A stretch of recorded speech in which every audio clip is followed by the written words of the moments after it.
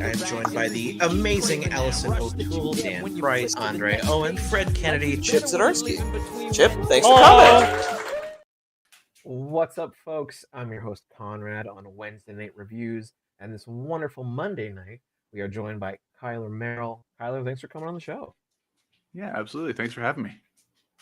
For sure. So, obviously, Kyler, we're here to talk about your new Kickstarter comic that is a one-shot that is about halfway through its time. My first question, though, just for everyone at home, either watching live with us now or sometime in the future, if they've never seen your face, never heard your name, who is Kyler? I'm an elementary teacher by day, but the rest of my time I spend making some kind of art, or watching TV, which is most of how I spend my time now. But no, I've made comics like Comics from the Kitchen. It's an anthology. Came out a couple of years, last year actually, beginning of last year. Done Fletcher Cross. Done my own webcomic called Outlaw Country. Just a lot of little self-published things. I do a little bit of everything in terms of comics. I write, I draw, I letter. The only thing I don't really do is color because it's just not my jam, and I'm not super good at it. Fair. So kind of just that's the only thing that I'm kind of like has acknowledged about myself. I'm like, yeah, that's just not in my purview. But that's the basics of who I am, I think. Nice. All right. I mean, hey, it's good to know yourself. And then in that case, Kyler, like I said, we're here to talk about your comic. So do tell me, what is The Song Survives? The Song Survives. It's a one-shot sword Western comic. It's about a wandering bard who travels with, I'm just reading off the Kickstarter page because that's my pitch, a guitar in his hand and sword in his hip. He runs into this small Western town called, it doesn't have a name, actually. I know the name of it, but it doesn't have a name in the comic. He runs across this small Western town that's being taken over by a gang called the Blackjack Gang, and he has to decide whether to intervene or not. And, we'll see what happens from there. But, it's just a one-shot little... It's a Western, mostly, just it's got swords. That's pretty much the main difference. So it's just been a fun ride for me to work on this and then develop the character past this, because I've continued working with this character in a way for about a year since then, and not for comics purposes, more for other stuff. But that's what The Song Survives is. It's it's a small book. It's just one shot. It's a really small campaign. It's just me doing something that I wanted to see in the world, and so I made it. I dig it, and you know what? What is coming to mind for me, being a gamer as well as a comic nerd, Nathan Drake's Sic Parvis Magna, Greatness from Small Beginnings. I agree. The campaign, relatively small. Your goal in Canadian dollars is $554. Yeah. Sure, in American, it's what, 300, 350 something? 400. $400. Yep. You're 150 Canadian, so probably like 20 cents US away. Little currency joke there. You got 24 backers. You've got 12 days to go. So I have no doubt this comic will be successful.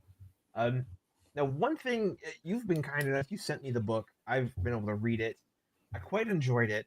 And thank you, Kyler, I take issue with your summary of the book. The reason for that is, yes, this is a Western. It takes place on what feels like a frontier town. We have our bard who sort of trots on in on his horse, and things unfold quickly. But it's not just a Western, is it? I mean, I think that's kind of the main thing. It has a bit of the bard obviously gives it a bit of a fantastical influence as well. A lot of people have given it said it has a manga influence as well, just in kind of the style, which honestly is not what I was intending with some of it. There's some parts there I'm like, I definitely was looking to manga for inspiration, but for the most part that wasn't the main thing. But I get why people see that. I think it's the color and the halftones and everything that's a part of that. And then when we get to the action, a lot of the speed lines and stuff. But I mean, I'm interested to hear what you think it is. Well, so when Yeah, so when I hear Western, right, I think cowboys, which absolutely this is what this looks like.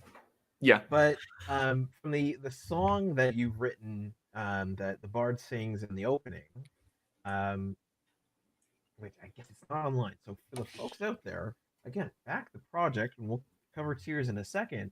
But you've got a whole song in there. Yeah, He's you're really like you're right.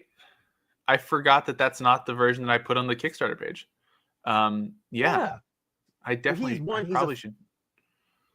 I mean, if you can update it, I would, because what is interesting and different and weird about this, not weird, is unique about this comic, and I love it. Weird from me is a good thing. Mhm. Is yes, this looks like a Western. It looks like he's maybe in like Arizona or whatever. Um, but the song he sings is not about cowboys and drinking whiskey and farming or ranching. Um, he's on a king's guard in a fantasy style kingdom, and then somehow he ends up here, which Yeah. brings up so many questions. And then again, going from that, as we can see, so he's on Kingsguard, but the weapon he carries is also not a like an English style knight sword. It's a Fair. katana. Yeah. So he's a very well traveled bard on top of this. And yeah, I found it fascinating that one, the art style, I see where people are coming from with the manga, especially with the motion lines and everything. But you're mixing and matching all of these different elements of these different sources, right? Westerns, fantasy, technically manga or comic, but it blends really well, and you execute it awesome. Like it Thank you. works. So yeah, one of the questions I had, like when you were writing this up, or I guess when you were creating it, because you write and draw this. Mhm. Did you like sit and write the whole thing first, or did you start drawing chunks of it? Like, how did that process work? I I'd already had like an idea for just this character who he's like wears basically like what you see right here. He's got the hat low on his head, can't see the eyes, can't, most of his face is obscured, keeps exactly just he's this man of mystery that's looks from the outside very humble, very mild mannered, I guess you could say, but is really this incredibly well trained swordsman who just is not doing that for some reason. And there wasn't, I did write it before. I write everything before I draw it,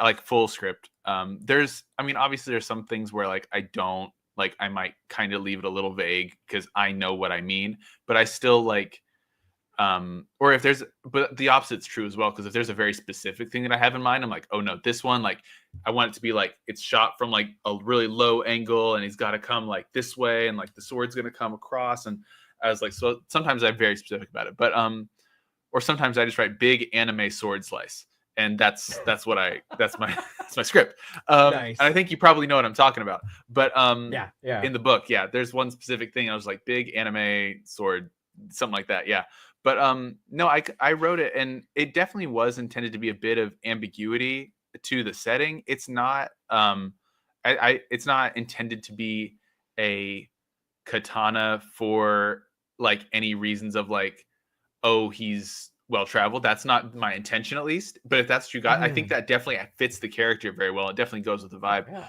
But it was more just like, this is kind of like what I briefly mentioned earlier. Like, it was just, this is something I wanted to see. And so I was like, I'm just going to make this cool character who's like, he's a cowboy and he's like a samurai at the same time. And so it's just kind of that old fashioned Ronin concept. And then there's the whole song at the beginning is just a it is intended to be very medieval, and like the whole world is kind of intended to be that way. And this character is like become, for me, like I recently, after I started making this comic, I started playing Dungeons and Dragons for the first time. And nice, congratulations. Thank you. And this was the basis of my character. And so when I say like this story means a lot to me, it's because I've essentially been playing as this bard for a year now, a little over a year. Oh, cool. So like I feel like I understand like who he is and like where he's from, and so like the world is kind of intended to be just kind of generic fantasy world, you know what I mean? It's not like, hey, I'm building this whole thing, because that stuff, like the fact that he became a character that I play in a TTRPG, that came later on. That wasn't intended from the start. And so, but I did just know, okay, it's just kind of a fantasy vibe. But I'm not really going to include magic because that just seemed like a whole extra element that I didn't really want to. I wanted it to be very heavy on like action and melee combat, things like that. So yeah, I think that answers most of what you asked. I just, it was, it's been a long road working with this character. Because originally it started as a completely different thing for an anthology, and that fell apart. And so I just knew that I wanted to make something, a small book, and I wanted to make something easy and simple. And so that's kind of where I was like, this whole thing kind of fit in terms of like, hey, I want to do a small campaign and I want to make a short comic that I can just make for myself. And so all these pieces kind of fit together really well. Well, you've done fantastically. I have many questions now about the game you've played as him and what will come of it. But just to start with, absolutely nothing. I say then. Absolutely nothing. Okay. Just to start with, then, I intentionally or not, one, I love the fact that you were just like, screw it. I'm gonna put this out. I'm gonna make this thing happen. Whatever. I love the tenacity and then the hard work you're willing to put in to get this thing finished. Awesome. Thank you. Another thing is, again, intentionally or not, you've kind of done a masterclass in show don't tell, because again, it's a one-shot book. It's 20. I don't know. Okay, cool. We're not gonna flash. It's 18 pages of a comic. Yeah, 18 pages. So as a comic goes, it's a little short, but it is absolutely what you need it to be. Every page, every panel gives you exactly a chunk of story that works. There's nothing wasted, and I love that. And I think anyone who picks this up is going to absolutely enjoy it. And I feel, Kyler, you're going to be a victim of your own success here, because people who pick this up are going to go, okay, cool, but what did he do next? What happens next? How does he do this? You know, like it'll be interesting to see what people want after reading this. Yeah, it's just fascinating. Now, you mentioned, so you tend to write everything first and then draw it. Given some of the direction you gave yourself, like big anime attacks or big anime slash, how much of that ends up getting changed in the drawing process? Honestly, very little. For the most part, the only thing that really changes that I've noticed for myself in a lot of my scripts is that I will just want to include I'll write in my script, like there's a panel where, you know, we might focus on the bard's eye, or we might focus on like the look on his face, or like we'll see, like I'll focus on like really small details sometimes in my scripts, and then once I get to drawing it, I'm like, this is a waste of a panel. This is a waste of space to just have a panel that shows. I mean, there is value to that, because if you just look at those pages right there, there's several where you can see just like a glimpse of his eyes or something like that. But there's still, that's just, I don't know if that's necessarily specific to The Song Survives, but it's definitely true of my work in general, is that that's kind of the main thing that does end up changing for me, is just, or just general pacing issues. Like, hey, this isn't fitting at this, like this needs to be slightly longer, or this is just dragging for no reason. I need to condense it a whole lot. Like this actually started, I actually ended up expanding this thing. Give me just a second. I'm going to let him outside. Yeah. Bother me. To be a dog. I love it. Yeah, I know. I'll have to let him in at some point, especially if he starts barking at somebody. But anyway, what was I had the answer. The question was basically like, while you're writing it and then drawing it, does anything change? Yeah. The big thing that changed this time is I actually ended up extending the book by 2 pages, just because Oh. in the original script I was definitely confined, because like I said, this was for a different project, and so I was confined to about 16 pages, 4 sets of 4, and Oh. I that project didn't end up happening, and so um, I was like, okay, now I have a little more freedom, and I wanted, and it just fit better to expand it to add a couple pages to the end. I don't remember exactly what got added. I think that it was, I know that kind of one of the big moment near the end got changed a little bit, just to give like a couple of the final moments of the book a little bit more weight to them, instead of like, because Mhm. before it was just like rushing through like, oh, here's what happens, he fights through all these people, blah blah blah blah, and then story's over. And now it's like, okay, he fights through all these people, and then what, and then what, and it gave it just a little bit more time to breathe. But for the most part, everything stays like pretty much as written, just because, like I said, I think part of it is that since I am the one writing and drawing it, I know how it's going to look. Like I have an idea when I'm writing it. I'm like, I can already start to visualize it. So I'm Okay, like, right on. okay, Yeah. I know, I have an idea. But then, like I said, it's more just pacing, like how it looks on a page. Like once I see it out, I'm like, and sometimes that even happens before I start penciling. Sometimes it just happens in thumbnails. I'm like, hey, this just is not it. There's just too much going on here. So that's kind of the main thing. Yeah, not much changes for me. Right on. And regarding the art style itself, like within the book, um, I guess like the way that you draw, I find the faces that you draw, where I think I see people saying it's sort of manga or anime inspired, is the way that you do eyes. Um, Also like Fair. the level of detailing, sometimes lack thereof, which is Mhm. good because it allows your brain to fill things in. Can also be like really sparse at times, and other times you get in and get really detailed. Where did that style come from? Like, how has that evolved for you over your time as a creator? Um, that's really interesting, because I feel like my style is really, I feel like I'm really kind of understanding that aspect of things more recently, in terms of like probably at least since around the time a little before this I started working on The Song Survives. Um, as far as like understanding better about like when to use detail, when not to use detail, how much detail to use, Huh? and like ways to kind of cheat that. Like the panel you have in front of you, like the speed lines in the top right kind of allow you to kind of not use a whole bunch of background. On that bottom left of those 4 panels, that kind of having the window all in black makes it a lot easier than having to shade in and describe every single detail of the book. So like I've learned little Mm, things to like kind of help myself out. But yeah, no, I think that's something I'm learning a lot recently, is to right on. when to be very detailed, when to not. And I think that also goes back to something you mentioned before, is that and something I really strove for with this book.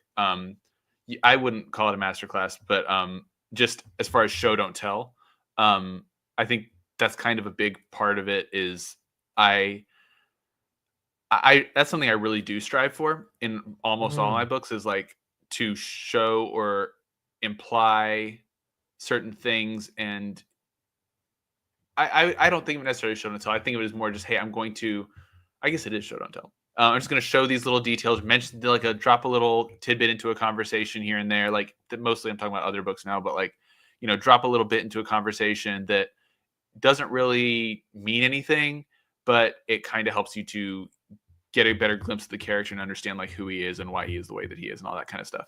yeah. And so this book is a lot of the same thing. Like the first 4 pages are, 2 of them are just flashbacks, but you don't really get to see, like it doesn't. There's no voiceover. There's no explanation of the flashbacks. They're just happening, and Mm, so it's just about you know seeing, like, I don't know. I just think show don't tell is kind of the biggest rule of comics, because it's what makes it work well, as opposed to, not that prose doesn't work well, but it's something that comics can do that prose can't.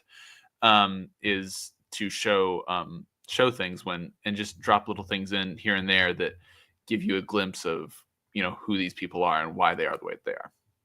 oh, 100%. And like the reason I so like this is, again, it is short, concise, but kind of packed with the needed detail. Like opening it with the song that he sings is slightly, not slightly, it is autobiographical. It gives you the intel of who he is, at the same time showing you, oh, this guy's a musician, as he says, a minstrel. We then get, sort of the monologueless or the dialogueless background shot. Okay, so we kind of get the idea of who he was, and just the way that it carries on. You did great. Like, it's Thank fun. you. I even personally, I love this. The shot of him sort of seeing this town, picking up the blade, and then going, "I don't need this right now." Like, that speaks a lot about the character. But yeah, it's a fun little book. Yeah. And Go ahead. I was just saying, it's just an enthralling little world you've built, which is why, like, the fact that this is a one shot is almost sad because it has such an interesting feeling about it. So I do have a question, but what was your comment? Oh, no. I mean, I was just going to say, I think I kind of already mentioned it, was just that I think the book is as long as it needs to be. I don't think that it needs anything else. I think there's a world that I could have turned this into, potentially, maybe. I haven't really thought about it till now, a 2 to 3, 4 issue thing, but I don't think that that's necessary. I don't think that would have made it better. I think if anything, it probably would have hurt it more than helped it. So I'm a big believer in that in general, because a lot of the comics, or I say a lot, like the first 2 comics that like I made on my own were also one shots. Granted, there was a little bit of crossover in between, not like you could read them completely independently and not miss a single detail, but it was, I don't know, I'm just a big fan of one shots, and just of kind of the same thing that I just said. Like, it doesn't need any more. It doesn't, like, this story would be worse if we dragged it out, and whereas we can just put everything we need, we can show, don't tell, and kind of combine all these little things we've talked about so far. And all those things, I think show, don't tell allows you to make it a very concise story, because you're fitting in all those details. You don't have to have a whole issue where we see, oh, here's his backstory, and here's why he is the way he is, and he became a member of the King's Guard, and here's this thing that happened, and all these details. We don't need all that. It could be done, but I don't think it. Maybe it would. Maybe it would have made it great, and like you could have really gotten to understand and like feel for the character a lot more than you do. But I don't think so. I think it works better the way that it is. And I think that's kind of my philosophy in most comics in general, is like, don't drag out what doesn't need to be dragged out. 100%. And I couldn't agree with you more. Like, it's just, like I said, the world that you've created it has such a unique feel. Like the Song Survives really, I don't know, it just has an alluring kind of feel as you're reading it, just the way that things are paced. He's like, such a good job. Like, I got nothing else to say on that one, really. Appreciate it. So, yeah, one thing I do want to ask, though, because you mentioned earlier you're an educator. I think I saw online, maybe on Instagram, I think you teach 2nd grade? Yeah. Currently, yes. So, given your conciseness in what you've created, given the fact that you're an educator, I always find it fun to ask, how has your profession as an educator, especially of little children, impacted the way that you create, and vice versa? What has creating comics sort of helped you pick up on or think about in teaching? I would say the big obvious one is that creating comics has made me want to teach more comics and have more comics available in my room.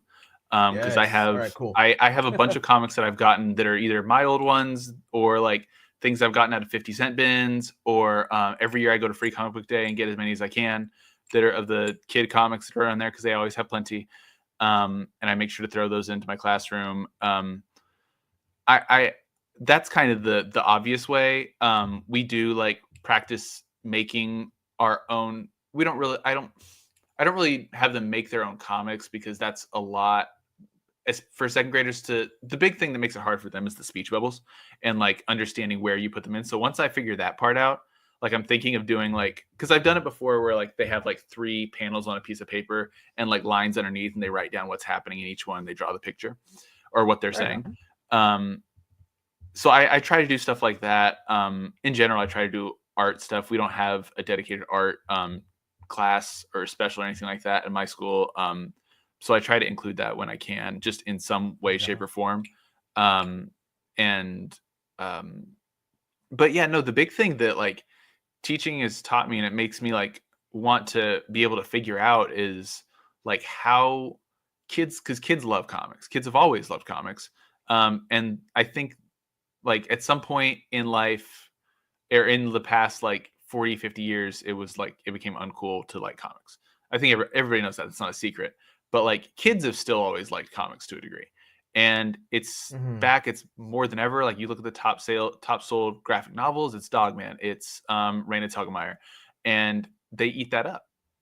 We do every year with my class, or at least with a group of my students, we read El Defo. I don't know if you're familiar with El Defo, but it's by C.C. Bell. It's a graphic memoir about her life as growing up deaf.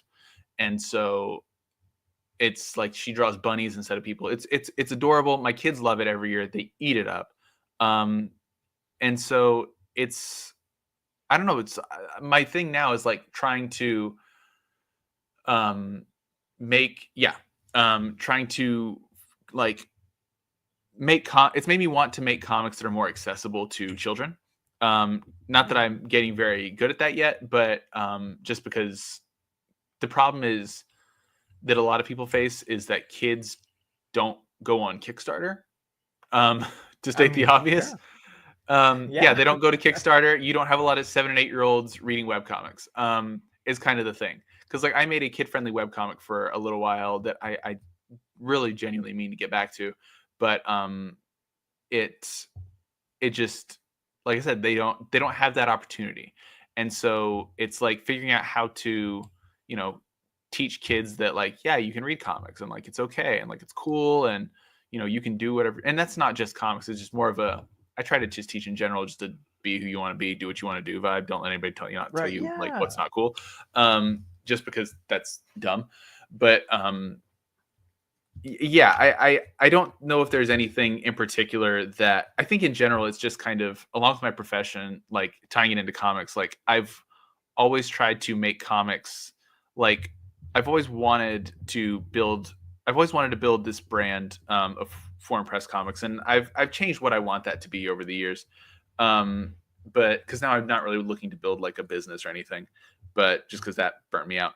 But no, it's always made me want to make it a place of like education and a resource for other creators. Has been a big thing that I've always wanted to make and be for other people.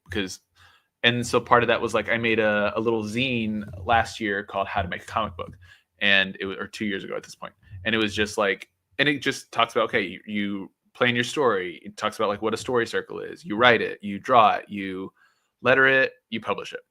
And it's just like basic tips. And looking back, it's not the most kid friendly ever, but I mean, it's not, there's no language or anything, but it's not the most concise. But I mean, it'd be good for like a 5th grader, maybe something like that, like 5th, 6th grade, something. But anyway, I don't know. I think that's kind of the main way it's impacted me. It's just made me want to continue that, I guess, and to bring that side of myself into comics when I can. Not that I get a lot of opportunities for that, but that's kind of what I have kind of always wanted this to become in a way. Yeah, I mean, I highly appreciate as an educator, not an educator myself, but from an educator like yourself, I highly appreciate striving to get comics in classrooms, and not necessarily for the sake of comics, but to get kids reading stuff. Comics I find are highly accessible, and like you said, Dogman in my time it was Captain Underpants. Yeah, that too. There's always fun comics out there for kids that are, they're haha funny, but also like they can have solid messages in them. Just like the other books out there. Oh God, recently made a movie out of one of them about a kid who doesn't look like everybody else, and all sorts of interesting. Wonder. But yeah, like thank you. Yes, Wonder. I know a lot of children's books. Like I always. Sorry, I was just making a joke. It's fine. But yeah, I enjoy it. Like how much teachers want something to give their kids.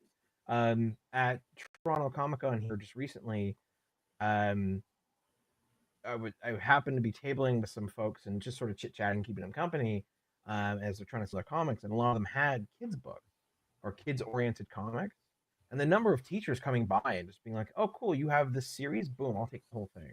Oh, you Mhm. have this, cool, I'll take the," and they just go. So Mhm. absolutely, thank you for helping teach kids one literacy, but also literacy beyond just what the words mean, because with Mhm. comics they have to really extrapolate and think Mhm. about it. I think that's fantastic. Um, Thank you. so Kyler, we're at the 30-minute mark here, a little bit over. So an important question. I'm wondering if you would kindly take us through the tiers of the song remain. Sorry, the song survives. That way, people can know basically how they can get the book. Yeah. So And I will the pop basic that up one, to make life easy. yeah, thank you. The basic one is, for if you just want to donate $1, we appreciate it. We'll put your name in the thank you list.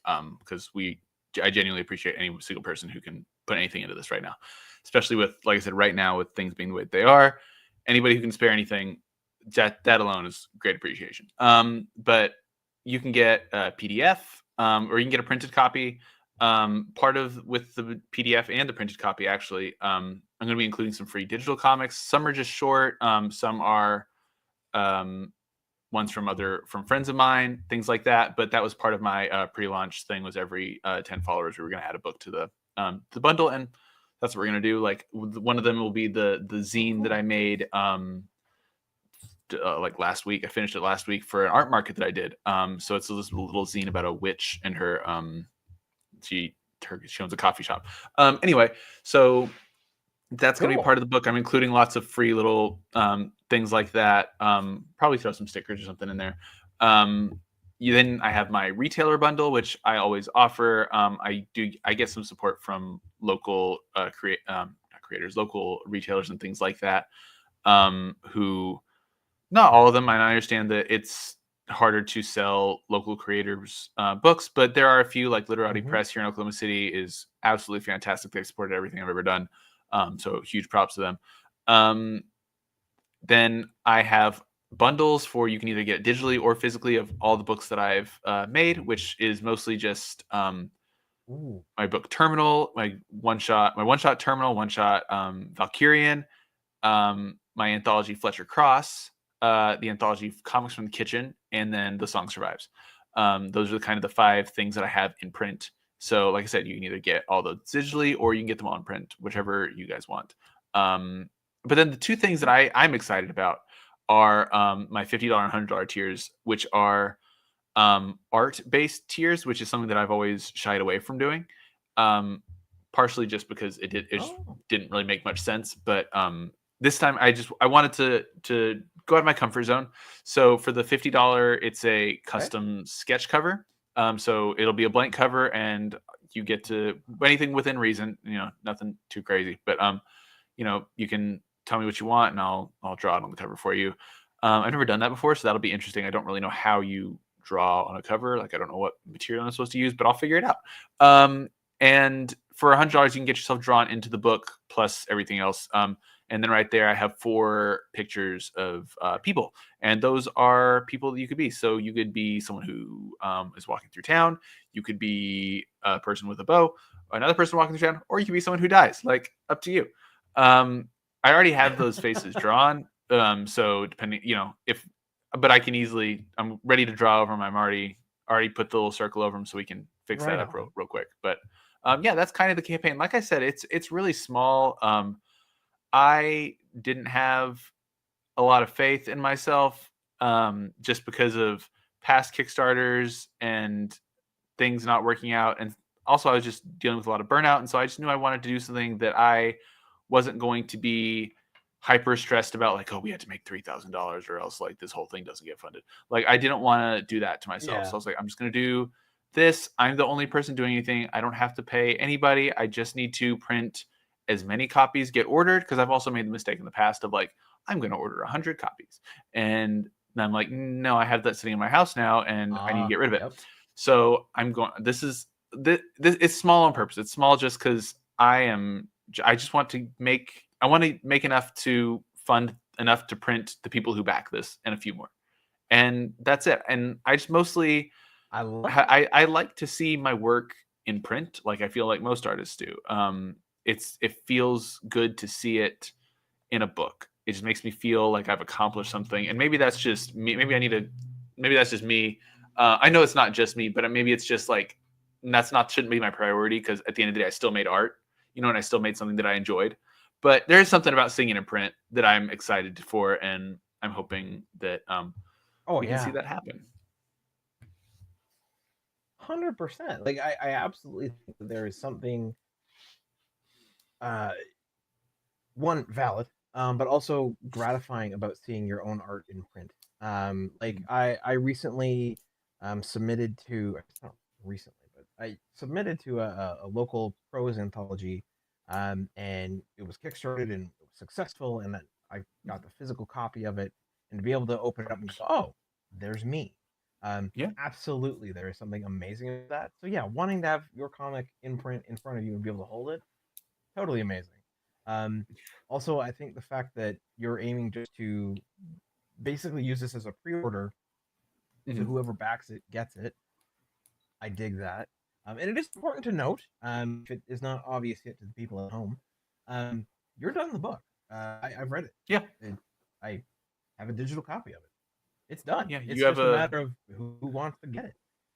Yeah, you have a copy with a couple mistakes that I noticed. So I'll have to work on those. Oh? They're easy. Like, one of them just doesn't have all of the halftone pattern, and another one, his song at the beginning, part of it's messed up. But it's like the full speech bubble on like page 3, I think, is not full. Anyway, it doesn't matter. But yeah, there's a few things that I did notice, and I was like, I do need to fix that. Hopefully, I'll have to draw some new heads in there. That's kind of something I'm excited about. Like I said, I've never been confident enough to do any of those kinds of rewards. I've always seen people do them, like the cameo in the book, or like the sketch cards and things like that. And I've done sketch cards, but that's about it. So it's I'm just excited to do something a little bit different. I will say, with the custom sketch one, you do get a regular cover as well, just because I want to make sure you don't miss out. So, Well, one thing I will say that I'm enjoying regarding the get drawn into the book, the $100 reward there, is I'm used to seeing it, and when I've talked to other artists and writers, what they tend to do is they'll know that they have to do it for either the issue they're working on or a future issue, and so they kind of go, yeah, I got to figure out where to put this person and everything like that. But you've got them already done. You're just like, oh, I can just take this person's face out, swap it. If you have to adjust the body, maybe make it a little bigger, a little taller, a little thinner, fatter, whatever, you can. But yeah, the fact that like you can already sort of tell that it exists, awesome. Because I think it's cool to be able to see that. And it's something definitely different. And I think people will enjoy it. And I look forward to, if you're allowed to, for, I don't know why you wouldn't be, but when you're doing the sketch covers, I'd love to see if you could post it online. Yeah, just see what it would look like and check it out. Yeah, no, for sure. If anybody backs that tier, I'm sure. I'll definitely post it. I'll post it somewhere, probably my Instagram. But yeah, like I said, I've never been confident enough to do anything like that, and so this is just me kind of going out there and gonna try it. We'll see how it goes. Hell yeah. It will be great, I'm sure. Now, kind of important question for you. You mentioned on your social media, for the folks at home who like what they're seeing with Song Survives, who are going to very quickly click the link down below, go back to the project, and get it either physically or digitally. If they want to follow you other places, where is the best place for them to follow you? Where are you most active online? All of the things. I am most active on Blue Sky and Instagram.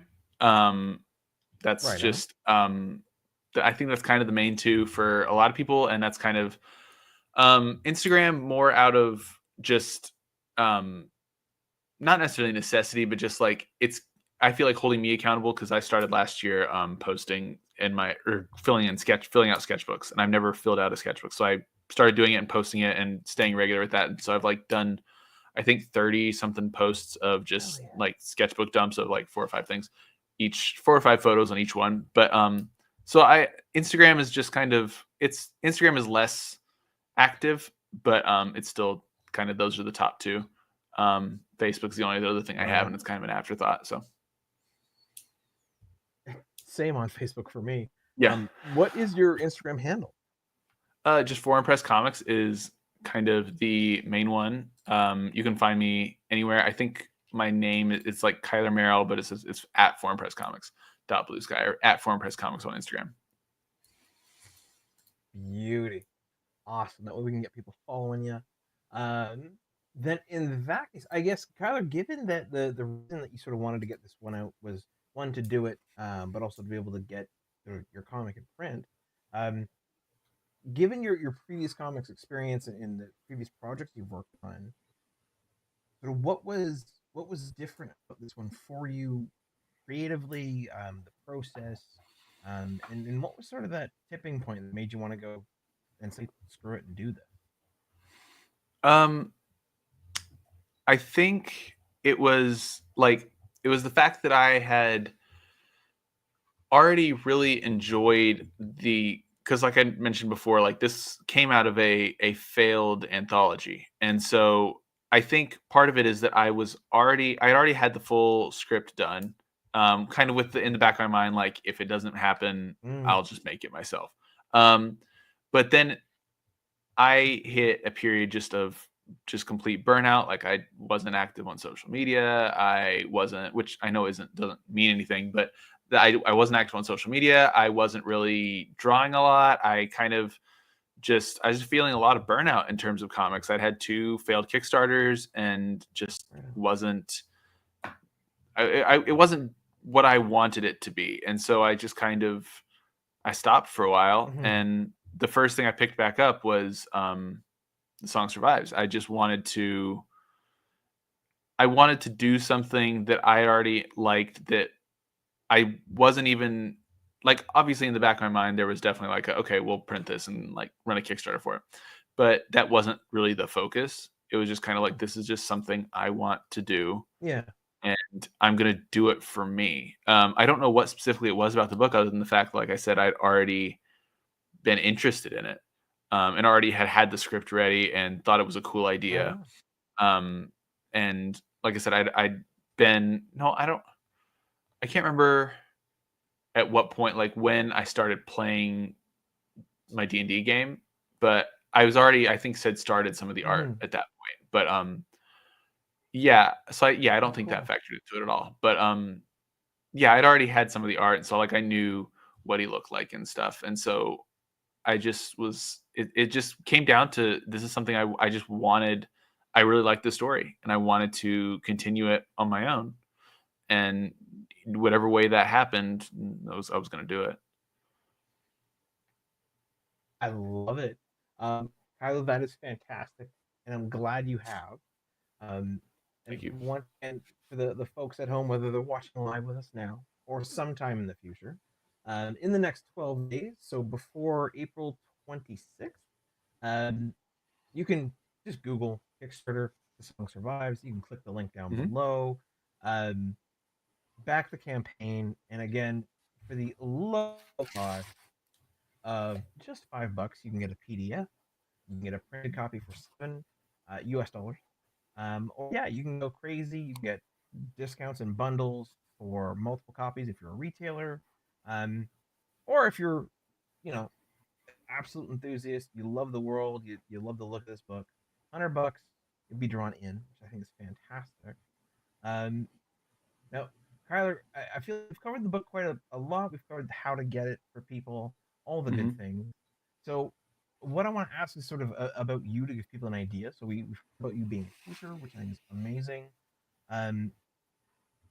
What I want to ask now is, now that we know you also play D&D, often folks who create comics tend to be nerds. Nerds tend to collect things. I can see some cool stuff on the walls behind you. Nice bookshelf going on. So Kyler, for you, uh, what is the thing in your collection, in your hoard, that maybe is not the most valuable, maybe isn't the most expensive, but makes you the most Um, I I feel like that's a hard. I feel like my mind just kind of goes to just some of the comics that I have that like I feel like mean a lot to me and have meant a lot to me. I think that's kind happy? of a generic answer. It's not anything like you said. It's nothing. I do think there are two books that I think are kind of universally agreed upon, or at least one of them is like great books. I was my first thoughts were Do a Power Bomb by Daniel Warren Johnson, which was a huge influence on this book, and The Impending Blindness of Billy Scott by Zoe Thorogood is I really I'm probably going to reread it after this at some point just because now I'm thinking about it. And I just reread Journey to the Center of the Earth, It's Lonely at the Center of the Earth like within the last 2 months, and I need to do Billy Scott again because Billy Scott was it was really great for me just like creatively. It's just a whole book. It's all I don't know if you read it, but it's all about creativity, and it's this girl who she has to make a gallery. She gets invited to open this gallery or have an exhibit in this gallery, and then through an accident finds out she's about to go blind in like 12 weeks or something like that. And so it's Zoe Thorogood style. It's got this great limited color palette, which I already love anything with like that kind of color palette. But the what it's about and like the character of Billy just are absolutely fantastic. And it's like those are just that and like I said, Do a Power Bomb are the two that I'm just that if there was a fire that recently there was like wildfire scares in my area, nothing actually nearby me, but there were people were like, we'll be on the lookout. Yeah. So and those were we were like, okay, we should like think about what things we want and like what like books are like the most like me and my fiance are like, what books do you want to grab? We obviously are not going to grab all of them, but like what are like two, and those were two of the ones that I was like, I need to keep those. Because they meant a lot to me. And I feel like that's kind of dumb just to be like, hey, we're going to take some books with us. But like, it wasn't like we were filling suitcases with books. It was like, hey, we can throw these we can throw 2 or 3 books each into a little bag and say we have them in case something happens. But those are the two things that I am most proud of that I Exactly. like to tell people about. That's really cool. Well, thank you for sharing. I have never heard of Billy Thorogood's The Impending Blindness of Billy Scott. That sounds like an amazing book. And yeah, the Do a Power Bomb is absolutely like I remember seeing that hit the comic stands and being like, okay, this is cool. And yeah, it's just fantastic. Also, now that you've said it, me and Vanessa, my partner, obviously I have a lot of comics, I have a lot of books. Vanessa also has a lot of books. We've always sort of joked, haha, what if the house burns down or something, right? Now that you said that, though, I'm like, okay, but like maybe we should put something aside and be like, these are our precious things. If something were to happen, grab it and go. So thank you for that. Yeah, we had those, and then like our two like photo. I sometimes do analog like film photography, and she has her Polaroid, and so we have like little booklets where we keep all the pictures. So we put the pictures and those books and some of her books and like a couple other various like mementos were in like one little pile. And so like that was like we had those ready to go in case we needed to. We were like, okay, pictures and these books are what mean the most to us. But yeah, that's what I was recommended by someone I used to work with. So beauty. Well, I think that's fantastic. I'm glad nothing happened and there was no big fire. Great. Yeah, it just kind of got me thinking. So I guess Skylar, my last question for you really is the here and now. When it comes to comics and books, and I guess as an educator, I imagine you might read some interesting things. What is it currently that you're reading? What's keeping you happy? Currently, the thing I'm in the middle of reading that I need to get back to because I like I got on a kick there where I was reading a lot. Was two things. I'll say the thing I read last that I like read through that got me back on like a reading kick, and the thing I'm in the middle of, which is taking me a while. The one that's taking me a while is Mistborn by Brandon Sanderson. I used to be a big fantasy guy when I was younger and never like got back into it. And so I was like, well, I've heard a lot about it. I'm going to jump in. So I'm about halfway through that. But the other one was Legends and Lattes by, I cannot remember the author, Travis Baldree. It's great. You got it? Yes, it is. Is that the nice one? I have both. There you go. Yeah. Yeah. These are wonderful books. Mm-hmm. Yeah, we got it for Christmas, and like I said, I haven't been a big prose reader for several years, and I finished that. Like I was taking it to work with me and reading it during my lunch. Like I ate it up. It was great. Absolutely loved it. Then Kyler, I will say, if you've gone through Legends and Lattes, my personal experience, so the second one is Bookshops and Bone Dust, and it serves as a prequel to the first one. And it's a weird prequel because like the first chunk of it, it's very different and it has nothing to do with the first one. It just doesn't. And I was reading it and I'm like, yeah, I like it. It's his writing and it's good. And, you know, I'm enjoying it. But it's not what I felt like I wanted from a next book. And then all of a sudden, like halfway through the book, it turned and got so damn good. So when you come to it, you'll pick it up. It'll feel weird at first because you're like, it's not like what I want. Yeah. And then it just gets really good. So I hope you enjoy that. Yeah. No, I had seen it and I hadn't. I knew of Bookshops and Bone Dust, but like I kind of said the same thing you did. I was like, this doesn't seem like it's gonna hit the same. But if you're giving that glowing a recommendation, I'll have to check it out. Oh yeah, it's fun stuff. And anyone out there who's heard that like this is cozy fantasy and been turned off by that term, please don't. It's an absolutely solid book. Much like Kyler's book, Song Survives. So once again, I'm going to bring this up on screen just so people can see the cover and the campaign. Folks, please do Google search it. The Song Survives, Kickstarter, Kyler Merrill, something of that will turn this book up for you. You can back it $5. You can get a digital copy for $7. You can get the physical. Kyler, is there any last things that we have not covered that you feel would be good to cover? Anything like that? No, I mean, I really enjoyed this conversation. It's always fun to deep dive into something that I've done, especially something that I've had finished for a little bit. And so it's always fun to kind of come back to it and think about it again. And so I really appreciate the questions you asked.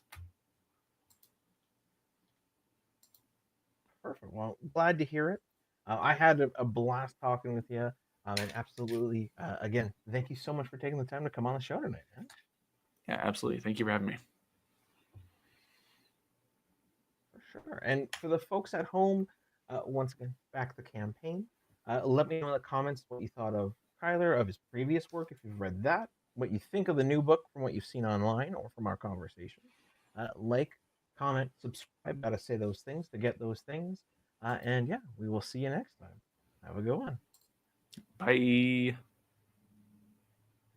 Golden age to present, digest to oversize. Never miss new comic day. Yeah, no surprise. So where's my no prize? Check the letter columns. Golden age to present, digest to oversize. Never miss new comic day. Yeah, no surprise. So where's my no prize? Check the letter columns. Can't find issue 2. Collector problems, cliffhangers, miss.